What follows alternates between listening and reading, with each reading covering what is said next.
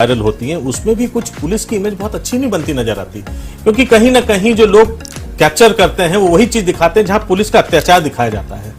तो आपको नहीं लगता कि अब उस ट्रेनिंग को बदलाव आना चाहिए, जैसे कि आर्मी में जो सेवा भावना जो है उसी के बराबर पुलिस ट्रेनिंग में भी ऐसा कुछ बदलाव लाना चाहिए? पुलिस ट्रेनिंग में बहुत ज्यादा बदलाव की आवश्यकता है। जो ट्रेनिंग इनको दी जा रही है उसके साथ साथ इनको मानवीय जो सहानुभूति है उसके प्रति भी समझाना जरूरी है।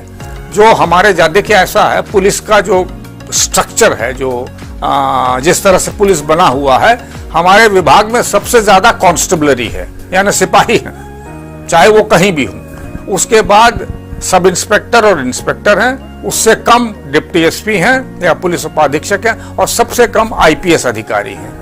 तो सबसे ज्यादा जरूरी ये है कि जो कांस्टेबल हैं, जो सिपाही हैं, उनके ट्रेनिंग में इसको इंट्रोड्यूस किया जाए, इसको रखा जाए। रखा तो जाता है मगर इसमें जोर नहीं है, और इसको हर 3 साल या 5 साल बाद इसमें और जोर देना चाहिए, नई चीजों को लाना चाहिए, पढ़ाई की चीजों को समझाना चाहिए। आपको केवल पुलिस से नहीं, बाहर से लोगों को लाके इनको ट्रेनिंग देने की आवश्यकता है। फिजिकल एलिजिबिलिटी जो है वो क्या है? क्या मतलब ये है कि कोई व्यक्ति अगर एक पर्टिकुलर हाइट का नहीं है, अगर वो 5'7" नहीं टच करता है, वो शायद 5'2" का ही है, तो क्या वो पुलिस में भर्ती नहीं ले सकता? देखिए, जहां उसको शारीरिक रूप से यह तय किया गया है कि इतना लंबा, इतना शारीरिक रूप से चौड़ा और ये सारी चीजें कर पाए फील्ड में, तब तो उसको भर्ती किया जाएगा। मगर इनमें उसके कमियों, मान लीजिए वो, अब जैसे आपने कहा 5 फीट 7 इंच होना चाहिए, वो 5 फीट 2 इंच है, तो उसका कांस्टेबल या सब इंस्पेक्टर या डिप्टी एसपी या आईपीएस में होना मुश्किल है। वो निर्भर करता है। एक दूसरा, अगर वो भर्ती कैसे हो सकता है, मान लीजिए वो जबरदस्ती पुलिस में आना ही चाहे, तो बहुत दूसरे विभाग भी हैं पुलिस में। रेडियो का है, कंप्यूटर का है, जिसमें कम भर्ती होती है, क्लास 4 भी है, खलासी वगैरह की भर्ती है, तो इसमें आ सकता है। मगर पुलिस की वर्दी पहन के और पुलिस के काम वो उसके पास नहीं होंगे। जैसे आपने बताया कि इसमें आपके यहाँ पे रेडियो विभाग भी है, तो इसके बारे विषय में भी थोड़ा बताएं, और मुझे जरा बताएं कि ये जो अन्य जो टेक्निकल सेवाएं हैं जो कि डायरेक्ट पुलिस में नहीं होके हो सकता है आपका रेडियो कम्युनिकेशन संभालते हो, ये कौन कौन से और लाइन हो सकते हैं? हेल्थ वाले हैं, किस प्रकार से? देखिए, पुलिस में जो नॉन पुलिसिंग, या मैं कहूंगा कि जिसका डायरेक्ट पुलिसिंग से मतलब तो जरूर है मगर उतना काम नहीं है, उनमें से आप ले लीजिए फोरेंसिक साइंस। फोरेंसिक साइंस में हम लोग साइंटिस्ट रखते हैं, और जो मान लीजिए कहीं डीएनए करना हो या दूसरी चीजें करना हो, पता लगाना हो, विसेरा का वो जांच होता है, ये सब फोरेंसिक साइंस वाले करते हैं। ये पुलिस में होते हुए भी पुलिस के नहीं है, बने उसको इस तरह से ही माना जाएगा। इसके बाद हमारे पास कंप्यूटर का एक बहुत बड़ा विभाग है, तो कंप्यूटर में कंप्यूटर के कुछ लोगों को जो प्रशिक्षित हैं, जो जानकार हैं, उनको विभिन्न कार्यों के लिए भर्ती किया जाता है। उनको ट्रेनिंग अवश्य दी जाती है कंप्यूटर की, मगर वे करीब करीब नॉन पुलिस अधिकारी टाइप के होते हैं। भर्ती पुलिस एक्ट के तहत ही होते हैं, मगर उनको पुलिस के पावर्स नहीं होते हैं। इसी प्रकार रेडियो वाले हैं। कुंभ मेला में जब रेडियो पहले इजाद हुआ और इसमें आया, क्या कहते हैं, पुलिस में आया, तो इसको कुंभ मेला में कंट्रोल करने के लिए हाथियों पे रख के और एक दूसरे से बात करते थे 3-3, 2-2 किलोमीटर, तो वो एक सफल वो था। उसके बाद से किस सन की बात होगी? ये करीब 1930 की बात होगी। 1930 में, 1935 में करीब करीब जब ये कुंभ मेला हुआ है, तब से इस्तेमाल हुआ है। उसके बाद तो खैर हम लोगों ने बहुत डेवलप किया है। क्लास 4 में आप भर्ती हो सकते हैं। अगर मान लीजिए कोई आदमी है जो लिखा पढ़ा नहीं है मगर पुलिस में आना चाहता है, तो यहाँ पर क्लास 4, यानी जिसको ऑर्डरली पीएन कहते हैं या कुक कहते हैं, उसमें भी भर्ती होता है। सर, गेजेटेड पोस्ट के लिए क्या करना पड़ेगा? जो पुलिस में जो गेजेटेड पोस्ट हैं, हाँ, उनके लिए क्या करना पड़ेगा? देखिए, पुलिस में गेजेटेड पोस्ट कैसे कैसे भरा जाता है मैं बताता हूँ। एक तो इंस्पेक्टर से जो प्रमोट होता है वो गेजेटेड डिप्टी एसपी हो सकता है। ये इस प्रदेश उत्तर प्रदेश की बात है, ये दूसरे जगहों पर भी है, दूसरे स्टेट्स में भी है। और जो CAPF है, सेंट्रल आर्म्ड पुलिस फोर्सेस, जैसे BSF, CRPF, SSB इत्यादि में भी इसी प्रकार से इंस्पेक्टर से डिप्टी SP बनता है। अब एक होता है कि सीधे डिप्टी SP भर्ती हो सकता है, तो सीधे डिप्टी SP कौन भर्ती हो सकता है? वो प्रादेशिक जो PSC होता है, पब्लिक सर्विस कमीशन होता है। जैसे उत्तर प्रदेश में Uttar Pradesh public service commission के द्वारा जो इम्तिहान लिए जाते हैं, उसमें वो ठीक क्वालिफाई कर जाए तो PPS बन जाता है, प्रादेशिक पुलिस सर्विस का अधिकारी बनता है। तीसरा, जो CAPF और सेंट्रल फोर्सेस हैं, उसमें डिप्टी SP जो है वो CAPF का सेंट्रल UPSC द्वारा सेंट्रल CAPF इम्तिहान होते हैं, उसके द्वारा हो सकते हैं। और चौथा जो है वो UPSC, union public service commission, संघ लोक सेवा आयोग के CSC exam, civil services exam, जिससे कि IAS इत्यादि की चुनाव होता है, उसमें सफल होने से हो सकता है। तो सर, लास्ट में मैं बस इतना आपसे जानना चाहूंगा कि आप आज के बच्चों को आप क्या हिदायत देंगे कि अगर उनको पुलिस की तैयारी करनी है तो उनको शुरुआत से वो माइंडसेट क्या रखना चाहिए, वो तैयारी कैसे होनी चाहिए कि आगे चल के वो IPS के हों या गेस्टेड ऑफिसर्स के पोस्ट पर हों, उसके लिए वो इम्तिहान में बैठ सकें? एक बात स्पष्ट कर दें, बच्चों को आप बता रहे हैं, खास करके वो श्रेणी है यहाँ पर जो कि ये जानना चाहता है कि कांस्टेबल के इम्तिहान हो या सब इंस्पेक्टर के इम्तिहान हो या PCS हो या UPSC हो, इसमें अपीयर करेंगे तो क्या होगा। मैं इतना कहना चाहता हूं कि आपको जी जान से, आपके पास और कोई काम नहीं होना चाहिए, इसके लिए लग जाइए अगर आप भर्ती होना चाहते हैं। मगर इसके साथ ये भी तय कर लीजिए कि अगर वहां नहीं हुआ तो फिर हम उस प्लान B आपका क्या है। आपके पास प्लान A तो होना ही चाहिए, प्लान B भी होना चाहिए, और प्लान A के लिए आपको अपना सब कुछ उसके लिए समर्पित करना पड़ेगा। केवल शारीरिक रूप से आपको अच्छा नहीं होना पड़ेगा, आपको लिखत पढ़त में भी अच्छा होना पड़ेगा। बाकायदा रिटन टेस्ट होता है, चाहे कांस्टेबल का हो, सिपाही का हो, चाहे सब इंस्पेक्टर का हो, और आपको मार्केट में इसके पेपर्स मिल जाएंगे पिछले सालों के, गाइड बुक्स होते हैं, उनको देखिए और उसके अलावा उसको भी करिए और अपने शरीर को भी स्वस्थ रखें। सर, आप हमारे स्टूडियो में टाइम निकाल के आए, आपका बहुत बहुत शुक्रिया। हम आशा करते हैं कि हमारे बच्चों को आगे पुलिस की तैयारी करने में इससे बहुत सारी हिदायत मिली होंगी, काफी आपको एडवाइजेस मिली है। इन एडवाइजरी को जरूर फॉलो करिए अगर आप अपने आप को खाकी वर्दी में देखना चाहते हैं तो अभी हम लोग बात कर रहे थे पूर्व director general police Uttar Pradesh Shri आनंदलाल Banerjee जी के साथ, और हमने जाना कि अगर आप खाकी पहनने का ख्वाब देखते हैं तो वो कौन से रास्ते हैं और कौन से अलग अलग डिफरेंट लेवल्स हैं जहां पे आप अप्लाई कर सकते हैं। दोस्तों, किसी भी बोर्ड में, किसी भी अगर हम नौकरी के लिए अप्लाई करने चाहते हैं तो उसका एक सेपरेट सिलेक्शन कमेटी होती है, एक सेपरेट सिलेक्शन प्रक्रिया होती है। और उत्तर प्रदेश में इसके लिए उत्तर प्रदेश पुलिस भर्ती बोर्ड भी बनाया गया है, जिसको हम Uttar Pradesh police recruitment board भी कहते हैं। उनके चेयरमैन हैं director general doctor R.K. Vishwakarma ji. तो आइए एक ब्रेक के बाद हम लोग चलते हैं डॉक्टर R.K. विश्वकर्मा जी के पास, director general and chairman Uttar Pradesh police recruitment board.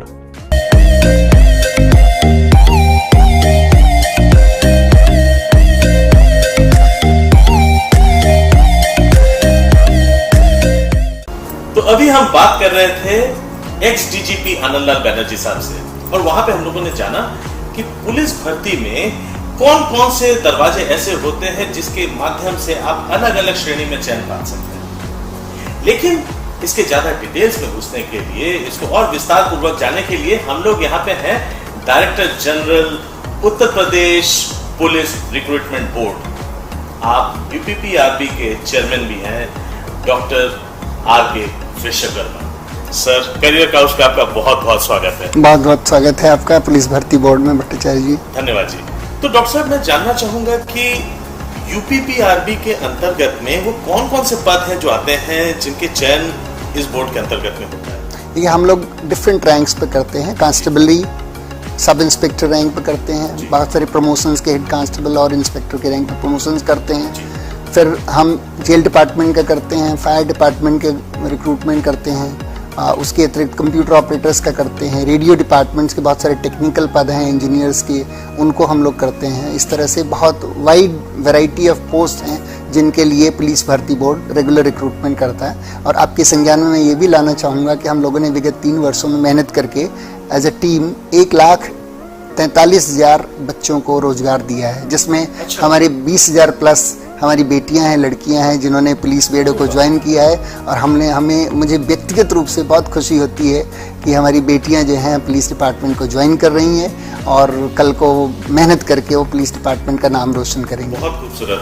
तो डॉक्टर साहब, अभी हम लोग कुछ खबरों में सुन रहे थे कि लगभग 52,000 रिक्त पदों को कुछ भरने के शायद आगे कुछ प्लानिंग है। मेरी बात हुई थी डीजी ऑफिस से, तो इस समय जो उत्तर प्रदेश पुलिस में कांस्टेबल रैंक पर वैकेंसी है वो 25,000 की है और 25,000 कांस्टेबल्स की पोस्टों को भरने के लिए हमारे पास रिक्वेशन भेज रहे हैं डीजी ऑफिस वाले। हमारे पास प्रक्रिया ये है कि एक बार हमारे पास आ जाता है तो हम फॉर्मलाइज करके गवर्नमेंट को भेजते हैं। गवर्नमेंट ऑफ कोर्स ये मेजर निर्णय होता है तो इस पर माननीय मुख्यमंत्री जी हम लोगों को डायरेक्शन देते हैं, तो जैसे डायरेक्शन होगा उसके हिसाब से हम लोग इस पर आगे की कार्रवाई करेंगे। तो इसके अलावा 9,500 शायद एसआई के भी कुछ पोस्ट हैं जो आने वाली हैं। हाँ, हमारे पास 9,500 पोस्टें आई थी और उस पर एडिशनल और 850 पोस्टें ऐड हो रही हैं। एडिशनल तो 10,000 के करीब आ चुकी हैं। और हम लोगों ने कोरोना के पहले ऑनलाइन कर दिया था बच्चों के लिए गवर्नमेंट से अप्रूवल लेके, और उसके पश्चात 12.5 लाख बच्चों ने इस पीरियड में अप्लाई कर दिया है। हम लोगों ने नवंबर में एग्ज़ाम प्लान कर रहे हैं।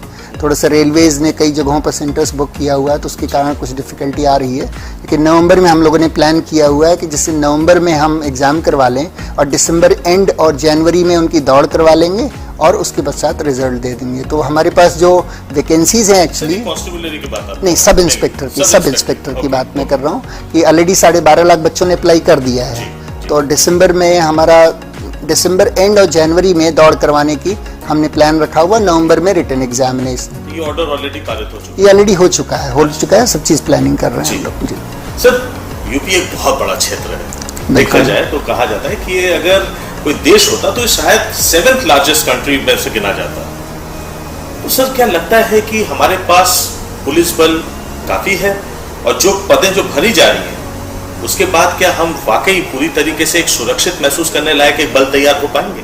इसमें कोई दो राय नहीं कि जो हमारे नए बच्चे आ रहे हैं और इनकी ट्रेनिंग हो रही है, और खासकर मैंने कहा लड़कियां भी आ रही हैं, डिफरेंट रैंक्स के लोग आ रहे हैं। एसआई रैंक पे तो हम लोग एनालाइज कर रहे हैं, बहुत सारे इंजीनियर्स भी आ रहे हैं। तो हमारे लिए बड़ी खुशी की बात है कि यंग ब्लड जब भी सिस्टम में आता है तो वो उनकी ट्रेनिंग प्रॉपर होती है, तो वो डेफिनेटली आने वाले दिनों में और से बेटर जो यहाँ की जनता है उसको और बेटर सुविधाएं मिलेंगी। अब हम लोग जब एसएसपी थे देखिए एक कांस्टेबल पर 10-12 कर्मचारी रहते थे, आज की डेट में कम से कम 40-45-50 कर्मचारी आपको एक पुलिस स्टेशन पर मिल जाएंगे। जी सर, इसमें हम अगर रूरल सेक्टर में देखें तो अभी तक का आपको क्या लगता है कितना तादाद ऐसा है जो रूरल सेक्टर से आ पाता है? हमारे यहाँ जो कांस्टेबल रैंक है उसको हम लोग OMR सीट पे ऑनलाइन एग्जाम नहीं करवाते, OMR सीट पर गोले भरवाते हैं। और जो सब इंस्पेक्टर का एग्जाम वो ऑनलाइन होता है। हम लोगों ने इसलिए रजिस्टर करते हैं कि जिससे कि हमारा जो गांव के बच्चे हैं वो कंप्यूटर के इतने एक्सपर्ट नहीं होते, तो उनका इसलिए हम ऑफलाइन एग्जाम करवाते हैं। और ऑफलाइन एग्जामिनेशन से अगर आप एक्चुअल एनालिसिस करें तो हमारे ऑलमोस्ट 80% बच्चे कंप्लीट ग्रामीण परिधान के हैं, जो हमारे लिए बड़ी खुशी की बात है। सर, अगर मैं व्यक्तिगत बात करूं तो आप खुद एक टेक्निकल लाइन से आ रहे हैं, आपने इंजीनियरिंग की हुई है, शायद मैकेनिकल इंजीनियरिंग आपका बैकग्राउंड रहा है। उसके बाद आपने एआई में आपने डॉक्टरेट किया है, तो आर्टिफिशियल इंटेलिजेंस जैसे एकदम अपडेटेड टेक्नोलॉजी के साथ आप खुद जुड़े हुए हैं। मैं थोड़ा सा जानना चाहूंगा कि साइबर क्राइम को लेके आपको क्या लगता है, हम लोग कितना सीरियस है यूपी में? मैं आईटी रुड़की से, आईटी दिल्ली से बीटेक किया, मास्टर्स किया और पीएचडी भी आईटी दिल्ली से किया हूँ। तो आर्टिफिशियल इंटेलिजेंस हमारी हॉबी रही है और उसमें मैंने फजी लॉजिक, न्यूरल नेटवर्क, बहुत एडवांस टेक्नोलॉजीज़ हैं। आप उसको उस एंगल से ज़रूर समझ सकते हैं कि जैसे फेशियल रिकॉग्निशन टेक्नोलॉजी है, फेस देख के पकड़ लेना क्रिमिनल्स को, या फिंगरप्रिंट्स देख के एनालिसिस करके पकड़ लेना, या वीडियो एनालिसिस करके कोई चीज़ आइडेंटिफाई करना। तो वो सारे के सारे सिस्टम्स पर हमने फोकस किया हुआ है, हमारी पर्सनल स्टडी की हुई है। जो साइबर क्राइम है आज की डेट में आप देख रहे हैं लास्ट 5 सालों में कितना फास्ट चेंजेस आ रहे हैं, और आने वाले 5 से 10 सालों में बहुत ज़्यादा चेंजेस आएंगे। क्योंकि जैसे आपने खुद कहा कि इस समय जैसे जैसे हम लोग साइबर डिपेंडेंट होते जा रहे हैं, हमारी कंप्लीट बैंकिंग आज के दिन में मोबाइल ऐप्स और वेबसाइट्स पर आज निर्भर है, और उसी तेजी से, उसी रफ्तार से जो क्राइम होता है ना, वो भी अपने आप को अपग्रेड करता चला जाता है। जो क्रिमिनल्स हो रहे हैं वो और तेजी से अपग्रेड होता है, और आप देखेंगे कि इसकी जो संख्या है वो भी बढ़ती जा रही है। सबसे ज्यादा दिक्कतें आती हैं जो, अगर हम साइबर क्राइम कहें तो वो जो बैंकिंग वाले जो सेगमेंट में जो आ रहा है, जो बैंक से पैसा निकाल लिया जाता है, इसका एक बहुत बड़ा एक तादाद है। उसके बाद हुआ एटीएम की चोरी, जो इन्होंने अब जो RFIDs की भी जो अब तोड़ निकाल ले रहे हैं, तो उसकी तो क्या ये अपग्रेडेशन के लिए क्या कोई ट्रेनिंग सेंटर पुलिस डिपार्टमेंट में ऑलरेडी एग्जिस्ट कर रही है? देखिए, हमारे जो पुलिस के ट्रेनिंग सेंटर हैं उनमें कुछ तो सब इंस्पेक्टर लेवल के हैं और कुछ ऑफिसर लेवल के हैं, DYSPs का, जैसे मुरादाबाद में ट्रेनिंग सेंटर है, और कांस्टेबलरी का हमारे यहाँ हर डिस्ट्रिक्ट की पुलिस लाइनों में ट्रेनिंग होती है, और कुछ स्पेशलाइज्ड ट्रेनिंग सेंटर्स हैं। ये ट्रेनिंग सेंटर बेसिकली पुलिस की ट्रेनिंग के लिए, फिजिकल, आउटडोर, कुछ लेक्चर्स के लिए गियर्ड होते हैं। तो हम लोगों ने उसमें साइबर क्राइम का कॉम्पोनेंट हर जगह एम्बेड किया हुआ है, और हमारी साइबर क्राइम के ऊपर बहुत टॉप क्लास की हम लोगों ने यहाँ लैब सेटअप किया हुआ है। यहाँ भी सेटअप किया हुआ है एक लखनऊ में, महानगर में, फोरेंसिक लैब में साइबर यूनिट एक नाम से अलग से सारे इक्विपमेंट्स लिए गए हैं। इसी तरह से वहाँ पर गाजियाबाद में जो हमारी फोरेंसिक लैब अभी बहुत बड़ी लैब बनी हुई है जो ऑपरेशनल हुई, वहाँ पर भी सारे इक्विपमेंट्स लिए गए। तो हम लोग कैपेसिटी एनहेंसमेंट तो कर रहे हैं, लेकिन संभवतः जैसा आप कह रहे हैं कि चूँकि ये इस तरह के क्राइम और मॉडर्नाइजेशन बहुत फास्ट हो रहा है, इसलिए और तेज़ी से एक्सपैंड करने की ज़रूरत है और लैब सेटअप करने की जरूरत। गवर्नमेंट ने अभी जैसे यहाँ लखनऊ में मैं बताऊँ आपको, साइबर क्राइम की एक ऑलरेडी यूनिट सेटअप किया हुआ है, बहुत सीनियर अधिकारी इसमें पोस्ट किए हुए हैं। जो कॉन्स्टेबलरी नंबर्स हैं, क्योंकि वो आपके पास ज्यादा है, कांस्टेबल ज्यादा संख्या में होते हैं, और उनके ऊपर शायद रिस्पॉन्सिबिलिटी कहीं ज्यादा है, क्योंकि हर जगह DSPs नहीं मौजूद हो सकते, हर जगह IPS अधिकारी नहीं मौजूद हो सकते, लेकिन जो मैक्सिमम एरिया जो कवर होता है थ्रू कांस्टेबल्स होता है। किसी भी एरिया में अगर ATM है, किसी भी एरिया में अगर कोई कहीं पे अगर कोई हादसा होता है, तो सबसे इजी जो अप्रोच होना चाहिए वो शायद कांस्टेबल रूप से होना चाहिए।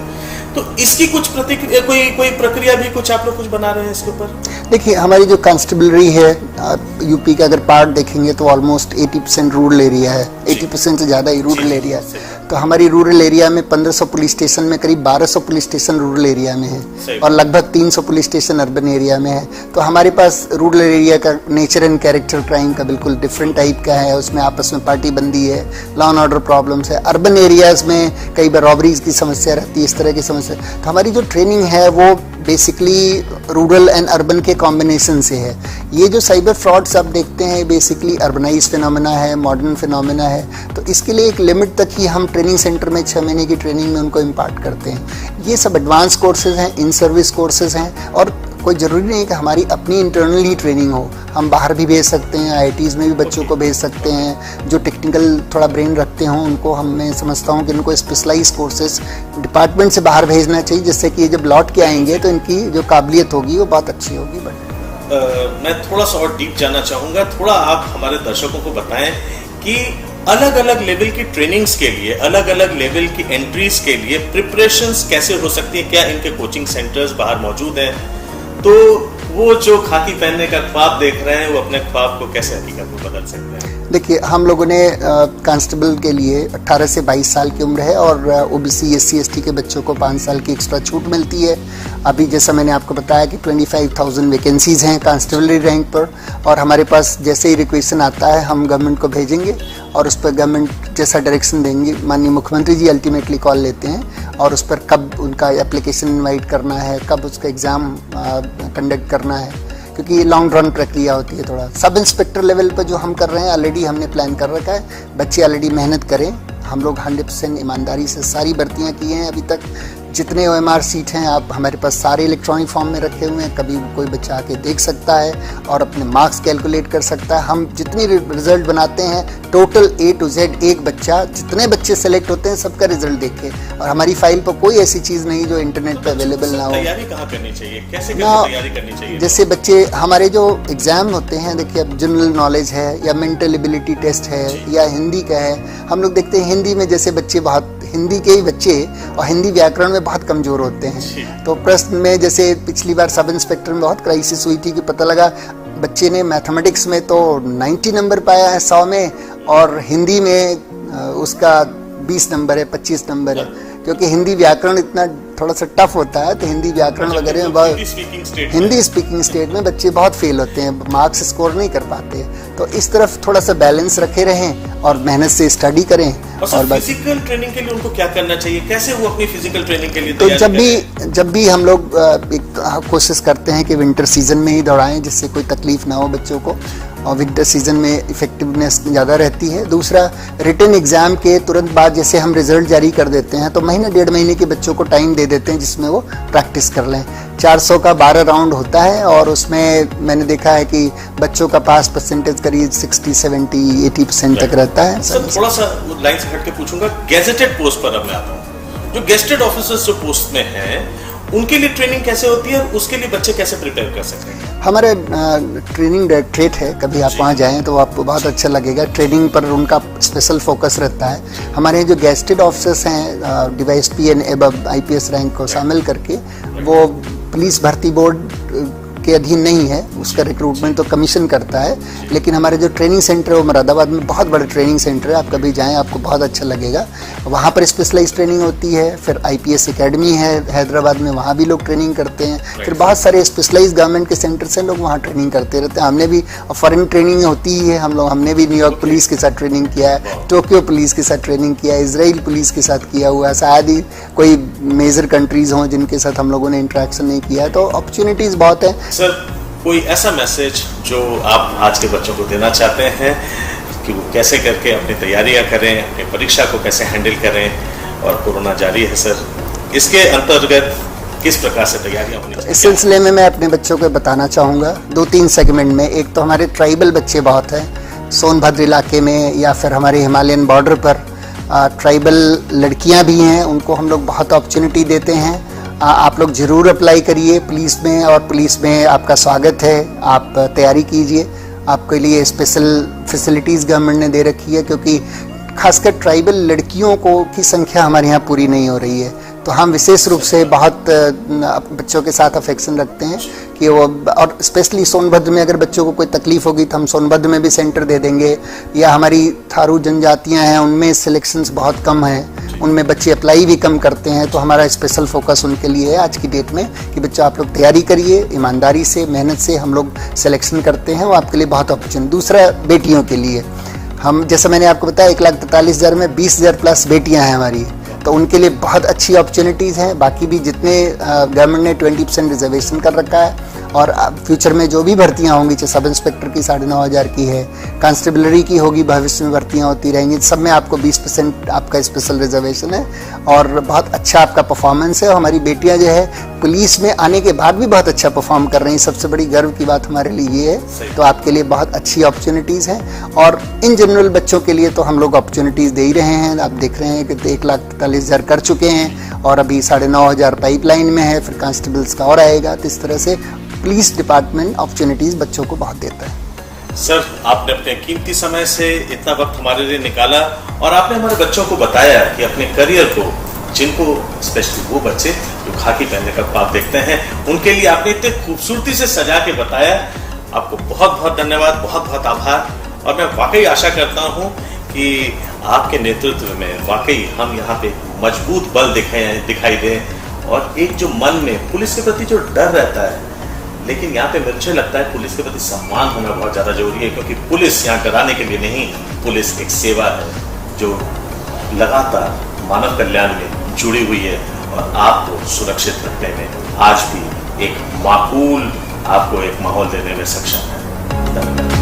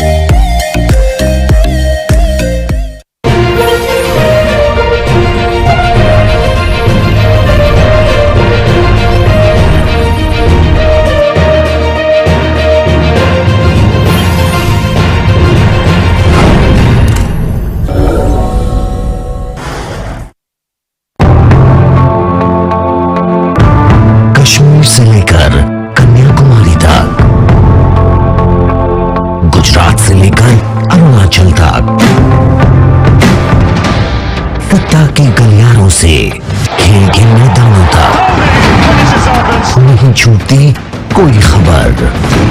सबसे सटीक, सबसे दमदार, सिर्फ प्राइम टीवी पर।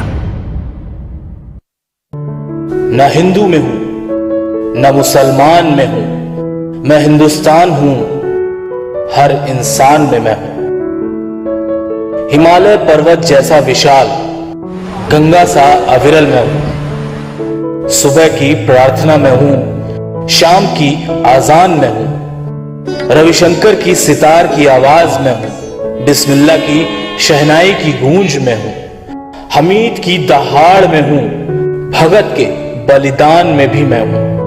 नवरातों के व्रत में हूं, रोजे और रमजान में मैं हूं। हां, पूरे हिंदुस्तान में मैं हूं।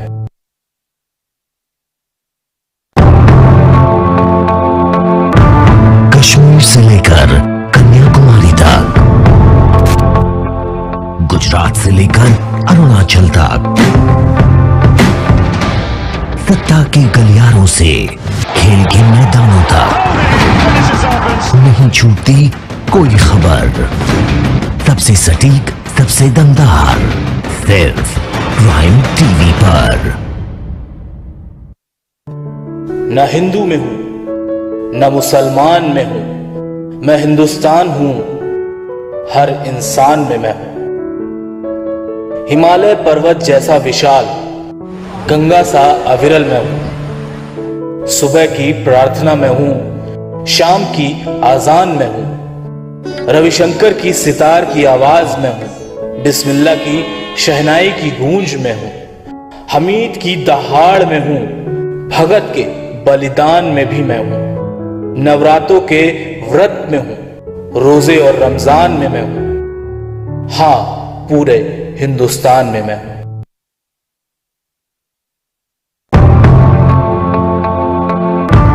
कश्मीर से लेकर कन्याकुमारी तक,